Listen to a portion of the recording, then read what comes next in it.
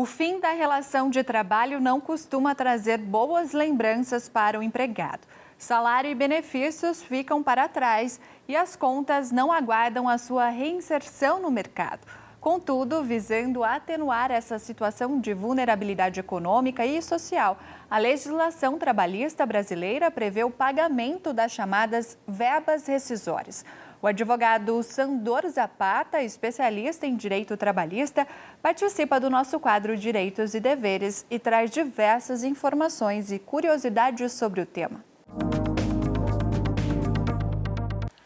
Dr. Sandor, bem-vindo ao quadro Direitos e Deveres, hoje para a gente conversar um pouco sobre verbas rescisórias. Antes de mais nada, eu gostaria de saber o que significa a rescisão do contrato de trabalho e de que forma ela pode ocorrer.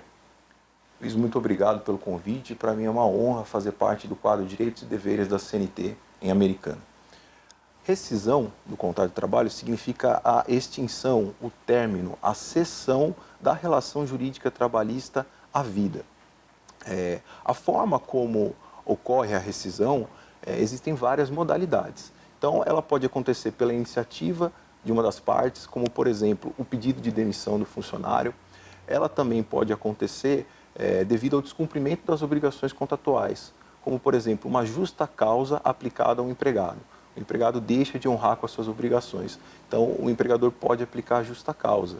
Isso também pode acontecer em virtude do empregador deixar de cumprir suas obrigações, como, por exemplo, com a rescisão indireta do contrato de trabalho, ou seja, a falta grave praticada pelo empregador.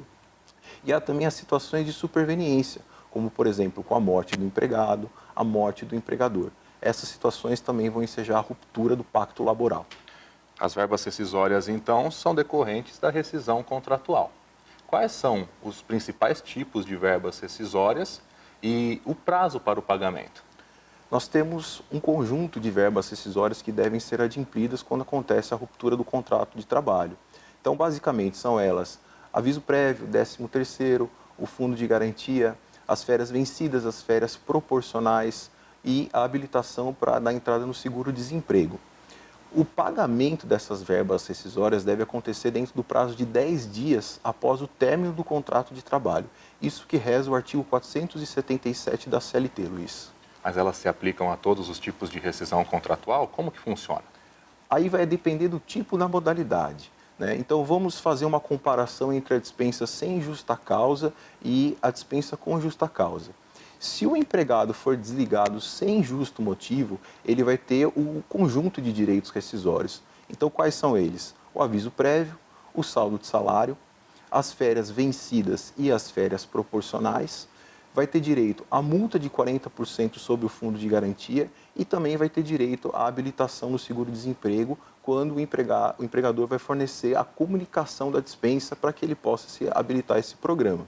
Esses são os direitos na modalidade sem justo motivo. Já na modalidade com justo motivo, os direitos são bem menores, né? Basicamente, o que o funcionário vai ter direito? Ao saldo de salário e às férias vencidas. Só. Perceba, Luiz, que ele vai perder o direito à multa de 40% do fundo de garantia, ele não vai ter direito ao seguro-desemprego, ele não vai ter direito às férias proporcionais. Então, basicamente, depende da modalidade. Sim, e uma das verbas rescisórias mais polêmicas é o aviso prévio, né? Queria que o doutor explicasse para a gente quais são as modalidades, como procede esse tipo de verba rescisória.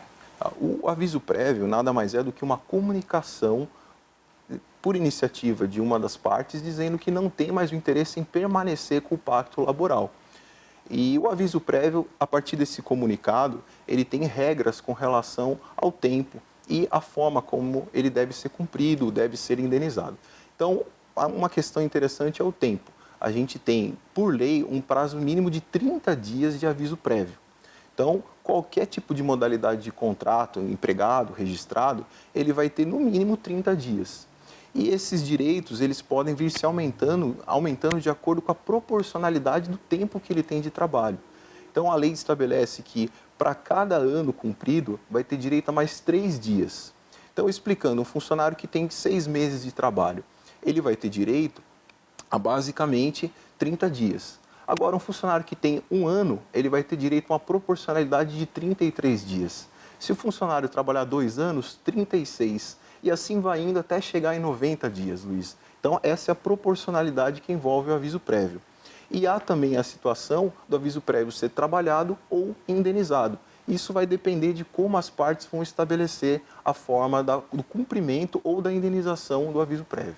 Eu agradeço a participação do doutor e até uma próxima oportunidade. Muito obrigado, para mim foi uma honra.